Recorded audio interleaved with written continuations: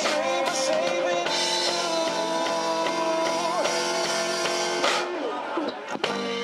Was your spirit broken? Or is it wandering? Is it tired of trying and receiving nothing? I'll give you the rest of who I am. Only go through the trials of this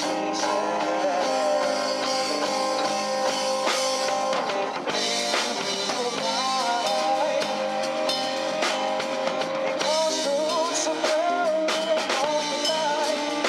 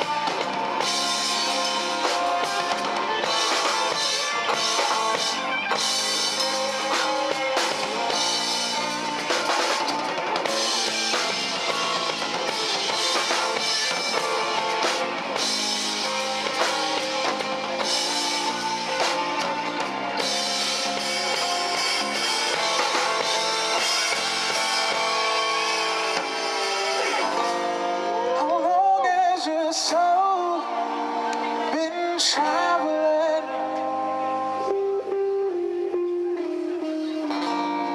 You won't have to be alone. Just take my hand.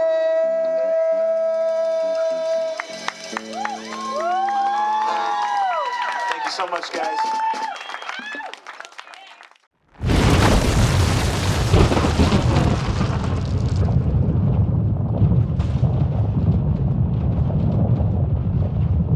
Wake up in the morning and the sunlight cross my eyes.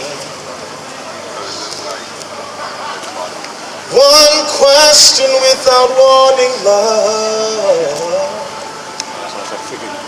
weighing heavy on my mind is when I look at you and the world's alright with me.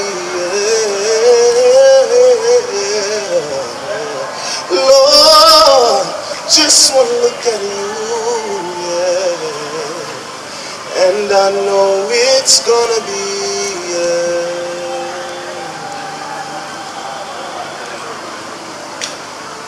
When I wake up in the morning, Lord,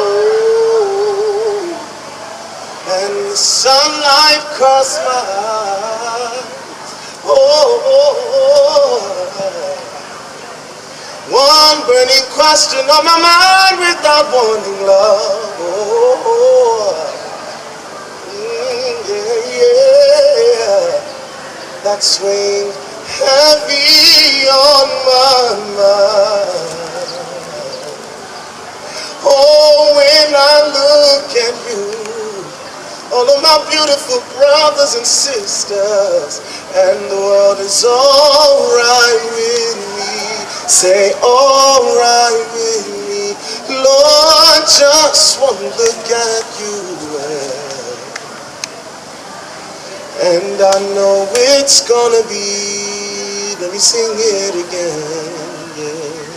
Oh, when I look at you, yeah, and the world's alright with me. You say, alright with me. Oh, just one look at you. Na way that I'm better, and I know it's gonna be, yeah. One more time. When I look at you, yeah, and the world's alright with. Oh, I just wanna look at you, and I really know it's gonna be, yeah, and I know it's gonna be, yeah, no matter the weather. A lovely day, lovely day, lovely day, lovely day, lovely day, lovely day, lovely day. Can y'all help me say it? A lovely, lovely day, lovely day. Lovely day, lovely day, lovely day, lovely day, lovely, come on.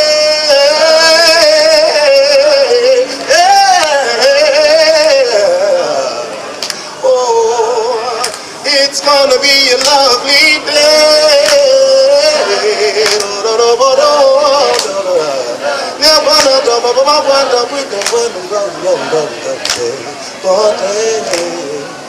A lovely day.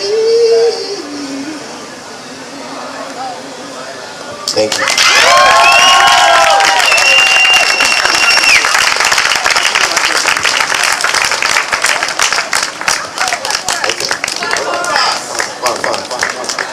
All right. You're adding an intro in later? Hmm? You're adding an intro in later? Yeah.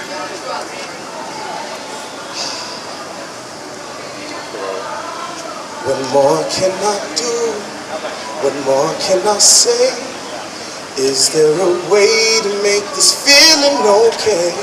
It seems wrong, but it's right, and it's my move to choose, and I'm willing to spend a life of love with you. He's got me, he's guilty of loving me. Hey, you've been watching the LDM Show? Let us know what you think about this episode. Hit us up on Facebook, Instagram, or Twitter. We value your opinion, so please let us know. And let's get right back to the show. In light of, let's say, right now what's going on and this movement that we have and this hip-hop Bronx thing, we're right around the birthstone. I don't know if everybody knows 1520 Cedric, where it all started. I want to give a little historical piece and talk about that a little bit. And we all know from Cool Herc on Cedric to the message, the essence. We flash on the scratch, what a blessing. A MC testing the mic 1-2. Learn a lesson and listen to your own advice, my dude. I had a session where Melly Mel said I'm really real, but I dreamt it. But in the same hood where he slept in, where Bambada as a forefather was aboard by the voodoo hatred and that pseudo fake shit. You know Zulu Nation, reminiscing through the basics. Cowboy Mel and Kid Creole, a sick trio. Before Sugar Hill Gang was a big deal. Busy B and Cool Mo D bought the competition. And then Tribe Called Quest showed you how to kick it without a gimmick, holding it down, that's without the physics, without a limit. Don't try to live it if you're not committed. Gotta get it and put honor in it when you follow rhythm. That's why I learned songs of life from the Hard Knock Life. But I couldn't got far without Black Star. I formed good habits out of Illmatic, but puns lost for putting the Bronx on was a real tragic. I'll be still at it, trying to be next from BX, like Fat Joe with TS. A shame B.I.G. left this game with no reset button. I was bumping AG, Percy P, Nelly, DMX, and the P-Jacks. Just my childhood. But Pac had a spot on my list. As a kid, when them blocks got hot, I would dip. Didn't want no part of that. Saw it as a sort of trap that would end as the fall of rap. Couldn't fathom or honor that. I look back at the almanac, where it starts at, how far it gotten.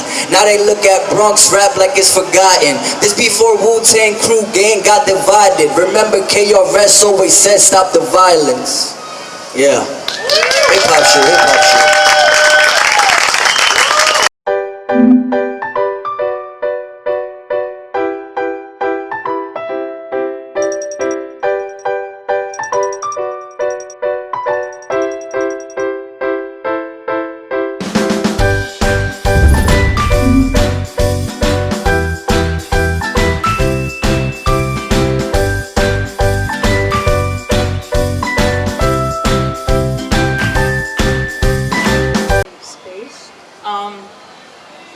I'm going to do 2 poems, and and they're pretty, you know, old to some people, new to other people, so that's fine.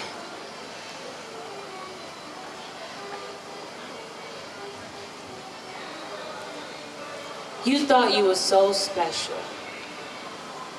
I bet he made you feel like you were the last Coca-Cola in the desert. Wake up, because you were nothing more than a forgotten piece of flesh on his nicely pressed Egyptian sheets. You see, Mr. Nice Teeth knows how to seduce you with the understanding of your needs. He feeds your insecurity, walks around like he has a special cure for your heart's disease. What you really need to see about Mr. Nice Teeth, he makes love to you. He looks into your eyes to see how pretty he looks while you rock from the inside. You see, because to Mr. Nice Teeth, you have an expiration date. He has a physical trace in an Egyptian god, but his ego makes him walk around like his dick is the size of Taj Mahal. You can't be serious. You must be delirious trying to give your heart to a piece of shit like Mr. Nice Teeth. I know that his smell still lingers on your flesh, but believe me, baby, he's busy stacking bodies from the lower east to the upper west. Please understand what I'm saying. All those oohs in the eyes and the old babies and oh my God, because he laid the best pipe you ever had in your life doesn't justify the fact that now, baby girl, you are damaged goods. And every guy you meet after Mr. Nice Teeth, your heart feels that he's public enemy number one. So you shun him with no true reason or remorse. You force yourself to feel again, to breathe again. But what you mostly missed about him, that he was tall, so you felt that he was closer to God. You tried to be, but his body became the foundations to all your sins. Nobody wouldn't say Mr. Nice Teeth, but his backward mind, his motto is, with all the pussy comes the glory. And in your heart and in your mind, that is a whole other story. Thank you.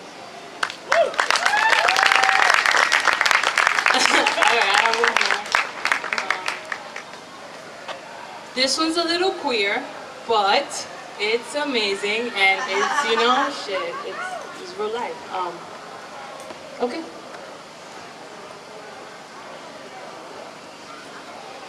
I was walking while listening to the raps of the Black Frank White when I first saw him. You see, Shorty was standing at a corner, and with a mean mug on her face, there she stood. But from that moment on, I knew that I was born to change her mood. You see, love gives you courage you thought you never had, so I went up to her, and the minute she looked at me, my heartbeat sang the rhythms of two crazy kids in love with me. My soul already yearning for her, and that's crazy, but love's a little crazy, so I'm with it. If I don't say another word, her eyes will forever be infused in my mind, so I say, what's up? The face of a guarded queen looks up to me and says, nothing much, what do you want? Shit, and I say, all of you? I know that's not smooth, that's some herb-like behavior, but I will never lie to you. And she finally cracked a smile, because I know she forgot how it was like to be a queen with no crown, but I will worship you. I will pray for you, I will sacrifice my life for you, but like I said before, love's a little crazy. And I asked her name, and she said, Shireen, if you let me, I will get you out of your phone. But first, we should go grab a coffee. Fuck that, make that 2 or 3. My name is Vanessa, by the way. And I came up to you because I believe I'm a part of your destiny. He's got me, he's guilty of loving me.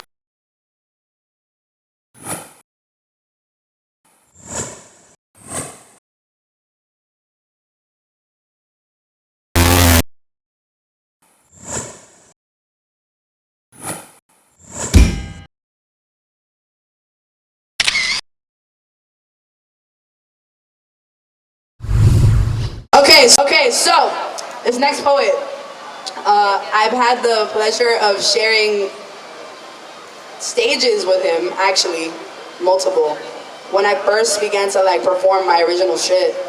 So much love to you, my guy. It's been like 5 years.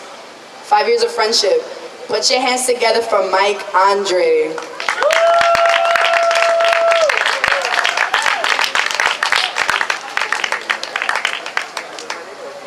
Hear me? First and foremost, let me say what an honor it is to be at the beginning of a cultural mecca. Whatever this is, it's beautiful. The energy is amazing. That's my sister, my twin, you know, and my fellow artists in this struggle of what we're trying to do. So I'm gonna perform this piece. It's called Madman.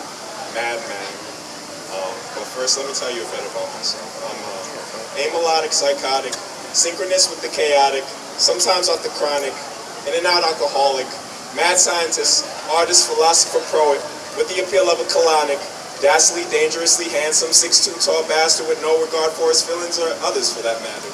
I'm kind of a villain, but sort of obliged to tell people what I see through my eyes. Alright, what up guys? Let me tell you a story of a man I once knew.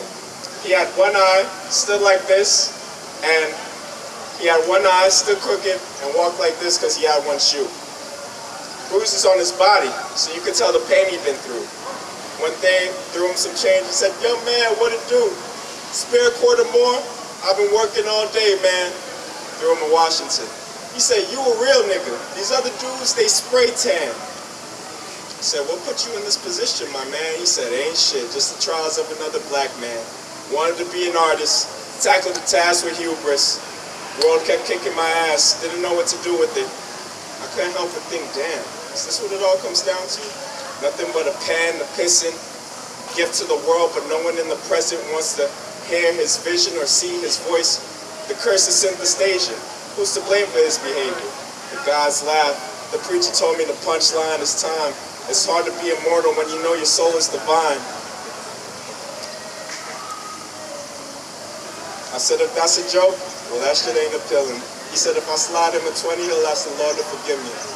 But he can't tell me nothing, so I dropped a dub on that thing and bought my own religion." You feel me? Give me a second. But I'm gonna keep this shit going. I don't care. I got a freestyle to keep this heat going. I don't give a shit. I'm gonna do this shit self-flowing. Let me remember my line, quick time. Let me go in.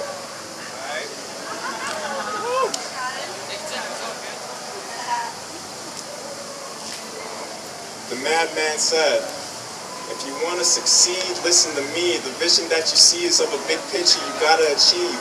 They gonna boo at you. They gonna tell you ass, but at least you tried. And if you feel the pain, feel free to pick up the pen again, my nigga, you will prevail." And when he said that to me, he started to resemble someone I know personally. And when I looked in his eyes, I realized that it's really me. He said, "If you want to know greatness, you gotta know that you're the key. They locked the doors on purpose from age 5 to tell you that the world was worthless, but they lied.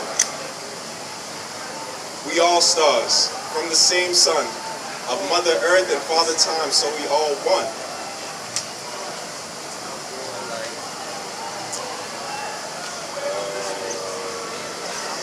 Please. Give me a second. The weed smoke keeps me cloudy in a second, but I'm gonna keep going and freestyling like the record. I sound like a fucking broken record the way I do this shit. I don't care. I might sound like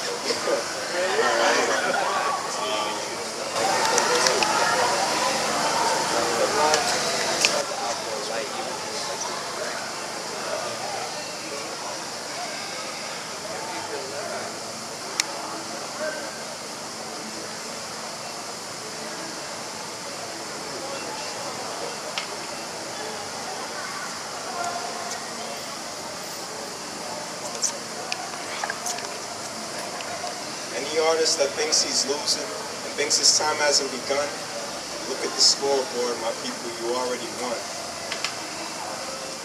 In my eyes, the first part of winning is just to believe. The second part is to know that love is all you need. On the madman's word, I promise you will achieve. The third is hard work combined. I know you'll make paper out of the trees. After he said that, he disappeared, but I know where he resides. He's our ascended master, here to teach us how to survive. Always strive and prosper. I hope y'all get the message ASAP, so you could be your own stars. Look at the astronomical map, know where your places are. He's got me, he's guilty.